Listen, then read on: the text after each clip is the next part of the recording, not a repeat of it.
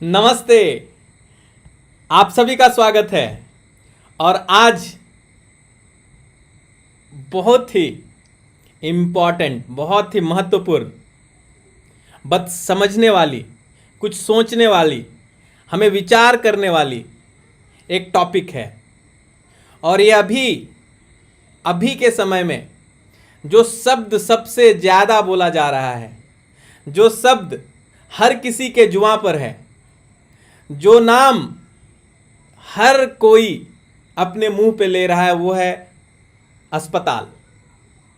अस्पताल, अस्पताल, हॉस्पिटल्स। पर क्या ये अस्पताल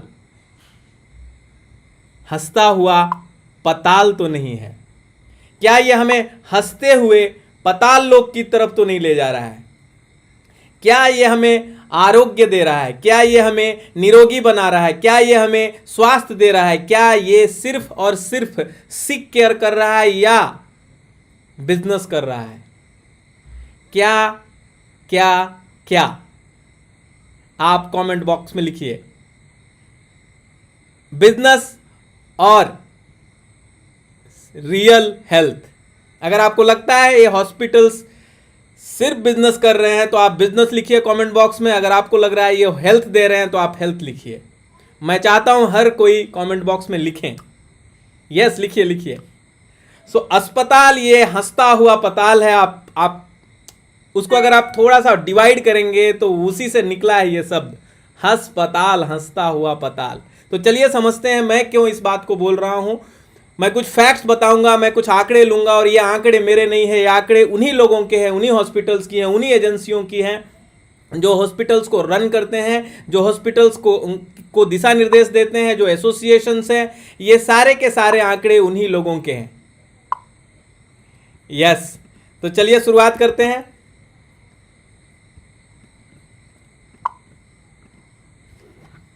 सो इसके पहले कि जो मुझे नहीं जानते, मेरा नाम संतोष है।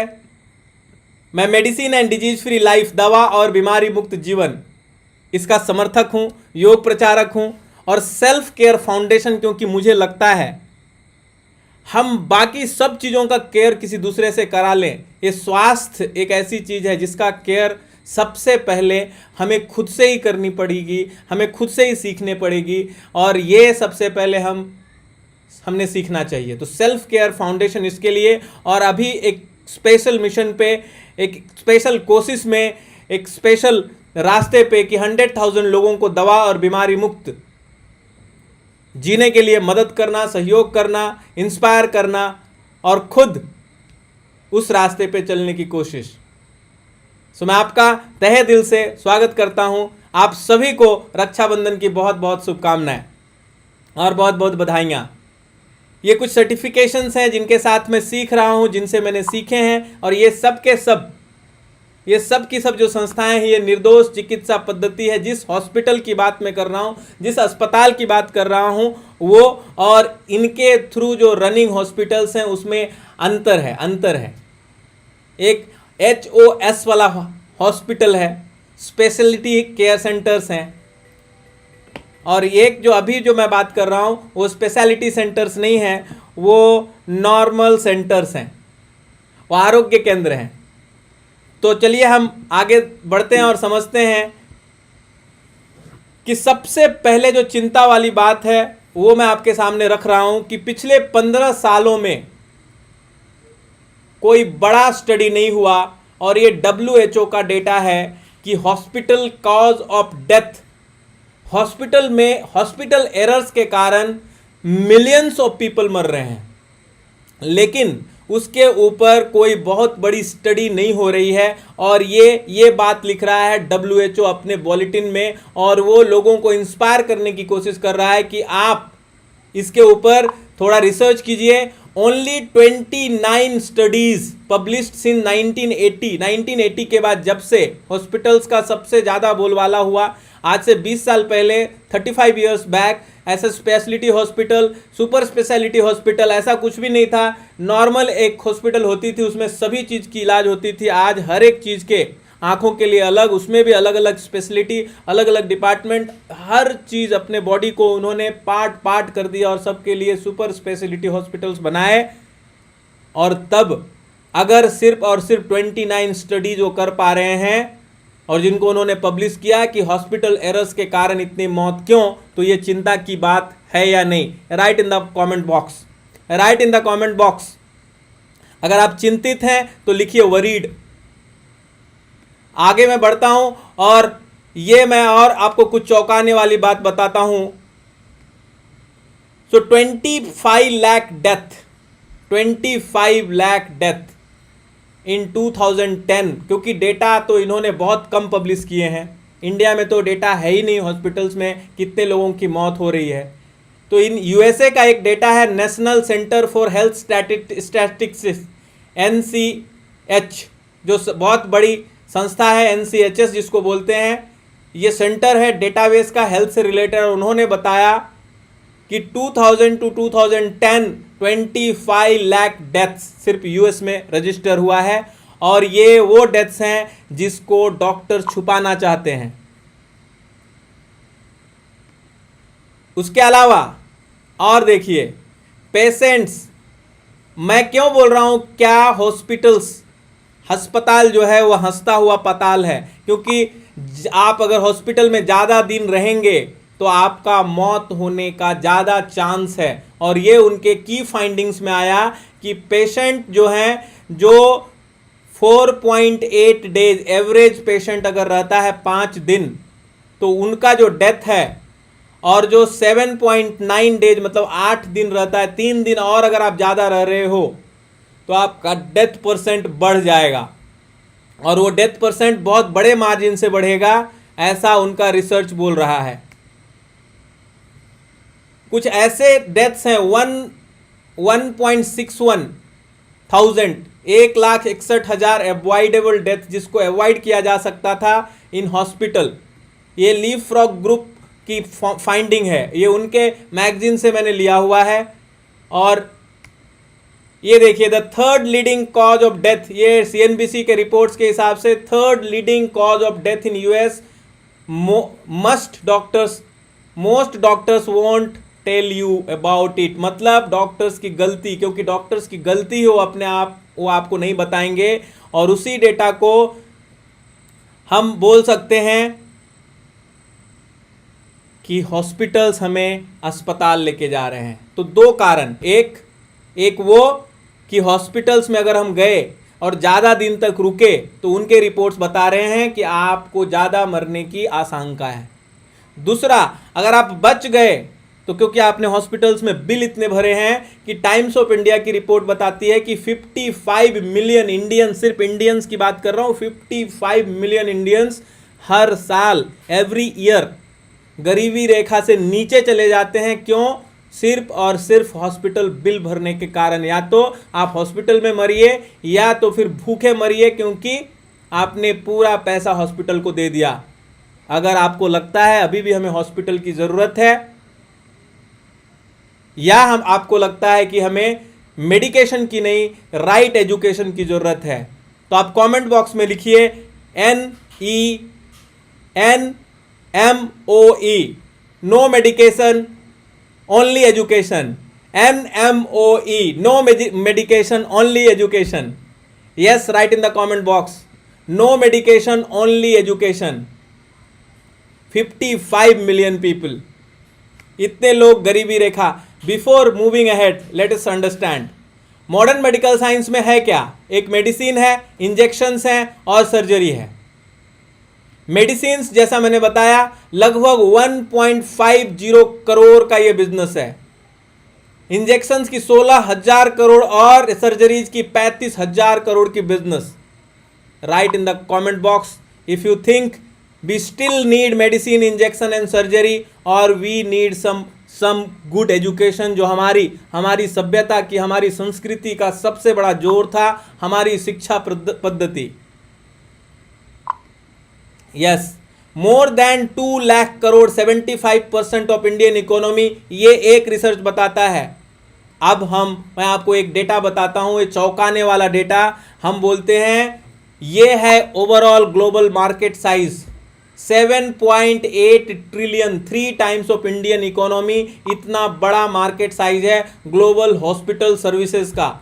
हॉस्पिटल और हॉस्पिटल से जो रिलेटेड सर्विसेज हैं उसकी टोटल मार्केट साइज इंडिया के इकोनॉमी, इंडियन गवर्नमेंट जितने की है उसकी 3 गुना की मार्केट साइज है। अब इतने लोग अगर इतना पैसा कमा रहे हैं तो वो पैसा कहाँ से आ रहा होगा? वो आ रहा है इंडिया जैसे 55 मिलियन पॉपुलेशन हर ईयर गरीबी रेखा से नीचे जा रही है। तो गरीबी रेखा से क्यों नीचे जा रही है? क्योंकि ये पैसा आ रहा है इस इकोनॉमी में जो hospital and hospital aid services की इकोनॉमी है।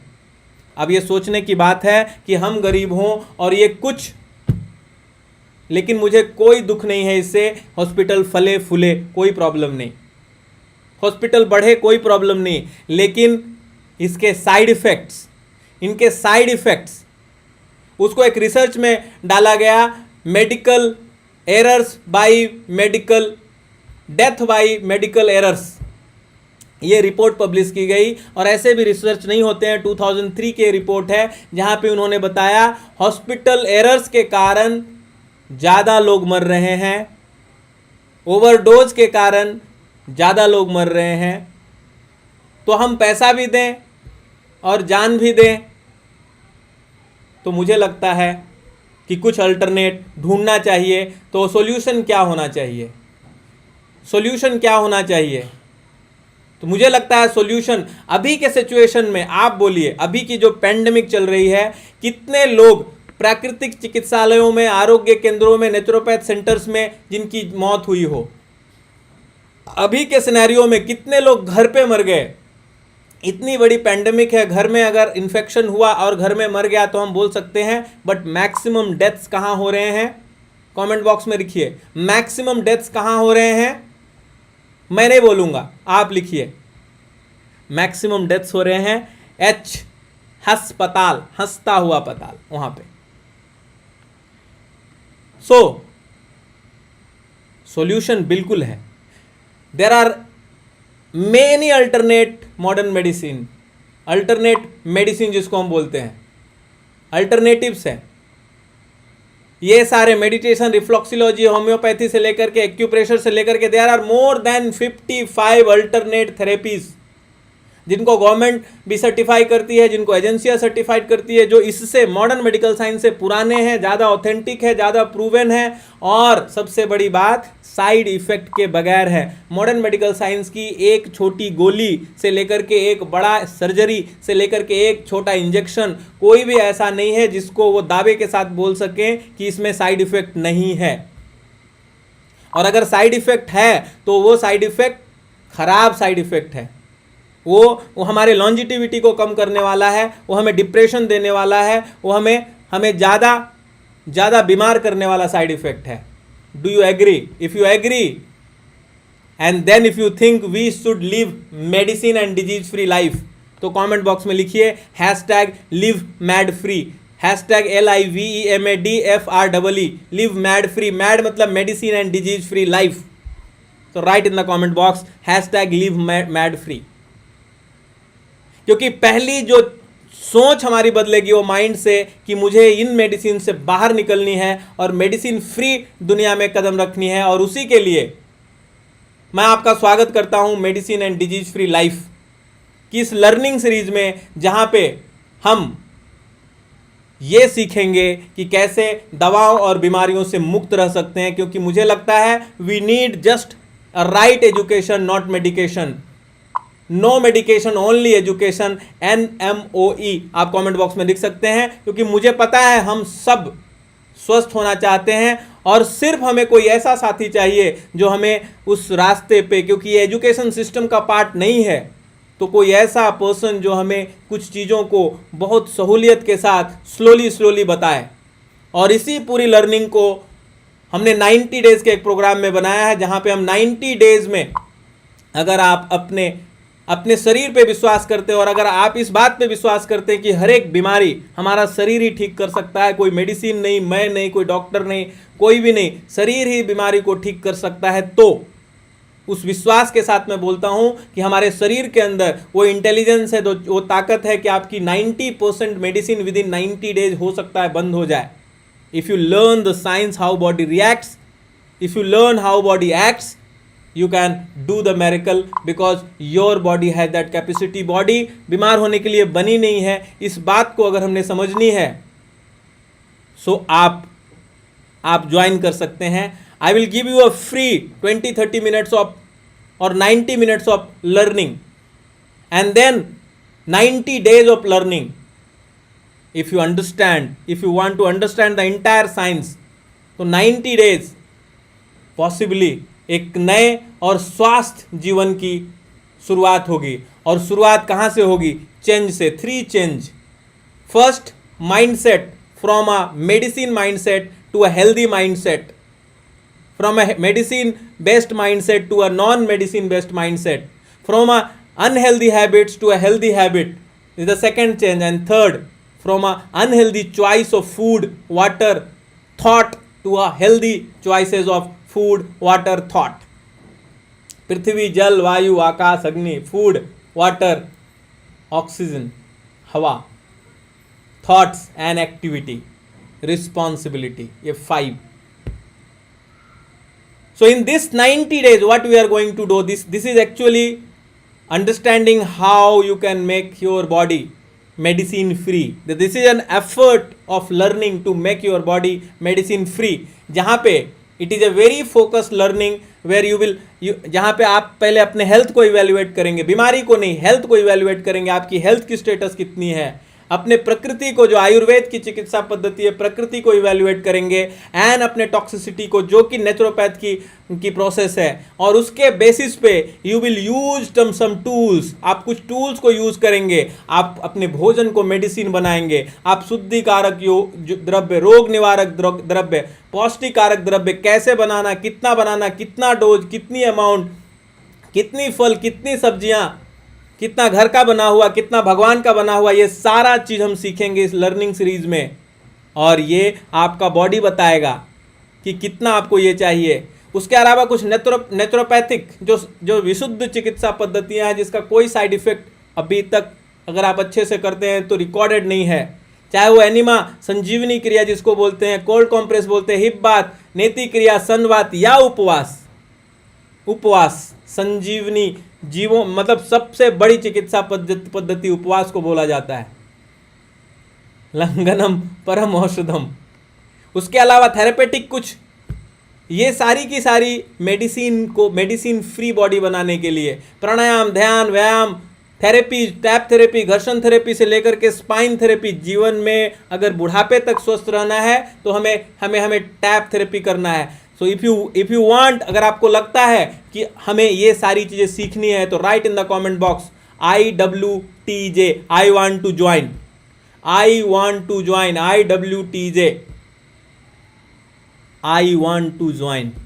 Then somebody will contact you, and then you will learn how your body works.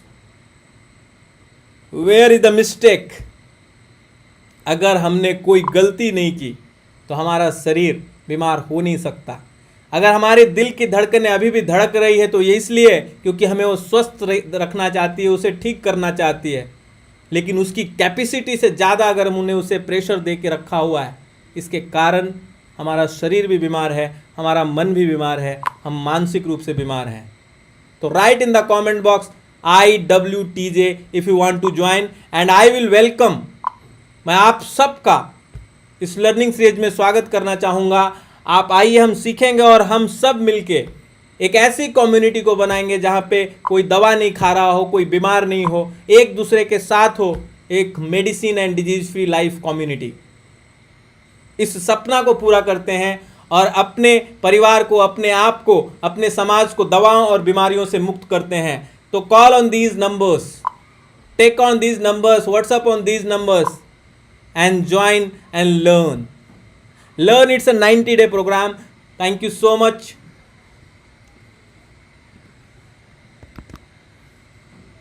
इसी भाव के साथ, इसी विचार के साथ कि हम अपने अंदर परम स्वास्थ्य को अनुभव करें, हम अपने बाहर भी उसी परम स्वास्थ्य को अनुभव करें.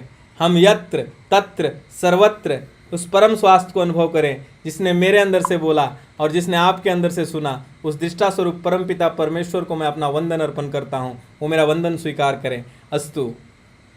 बहुत बहुत धन्यवाद। अगले प्रोग्राम तक के लिए, या जब मैं आपको लाइव लर्निंग सीरीज में मिलूंगा तब तक के लिए बहुत बहुत धन्यवाद।